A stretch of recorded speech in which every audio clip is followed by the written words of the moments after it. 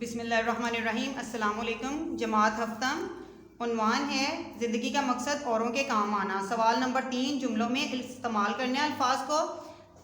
پہلا ہمارا لفظ ہے خبر گیری کرنا، ہمیں پڑوسیوں کی خبر گیری کرنی چاہیے۔ ناگہانی آفت، زلزلہ ایک ناگہانی آفت ہوتا ہے۔ احسار، ہمیں آپس میں احسار و ہمدردی کا مظاہرہ کرنا چاہیے۔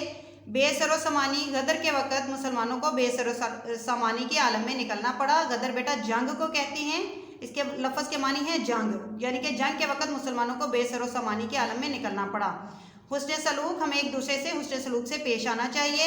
ساجھیدار، انصار مدینہ نے اپنے مہاجرین بھائیوں کو اپنی جائیداد میں ساجھیدار بنایا، یعنی کہ حصے دار بنایا۔ درخشندہ، ماہ و آفتاب درخشندہ نظر آ رہے ہیں۔ فلاح و بہبود، ہمیں دوسروں کی فلاح و بہبود کے لیے کام کرنا چاہیے۔ سوال نمبر 4 ان الفاظ کے متضاد لکھیے، الٹ لکھنے ہیں آپ نے۔ انسان، حیوان، خود غرضی، ہمدردی، انکار، اقرار، نقصان، فائدہ، تنگی، آسانی۔ اگلا سوال ہے ہمارا واحد کی جمع اور جمع کے واحد بتانے ہیں ہم نے۔ مفادات، مفاد، صحابہ، صحابی، تکلیف، تکالیف، جسم، اجسام، اوراق، ورق، مہاجر، مہاجرین، آفت، آفات، مواقع، موقع۔ اگلا سوال جو ہے ہمارا سوال نمبر 7 جنگ یرموک کا واقعہ آپ نے پڑھا ہے، اسے ایک کہانی کی صورت میں اپنے الفاظ میں لکھنا ہے۔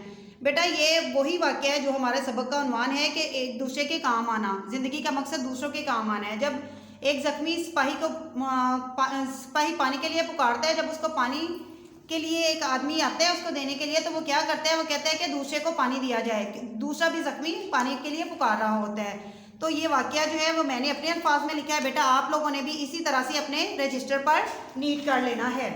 اگلا سوال جو ہے ہمارا اس سبق میں آپ نے معمور کا لفظ پڑھا ہے، اس سے ملتا جلتا ایک اور لفظ ہے معمور۔ ان دونوں لفظوں کے معنی لغت میں دیکھیں اور ان دونوں کو جملوں میں اس طرح استعمال کریں کہ ان کا مفہوم واضح ہو جائے۔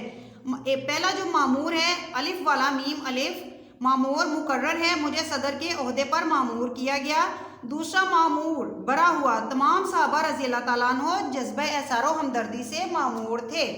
بیٹا یہ آپ جماعت ہفتم کا کام ہے جو کہ انہوں نے اسی طرح سے پریزنٹیشن کے ساتھ اپنے نیٹ رجسٹرز پر رائٹ کرنا ہے اور اس کے بعد اس کی لرننگ بھی کرنی ہے۔ اللہ حافظ۔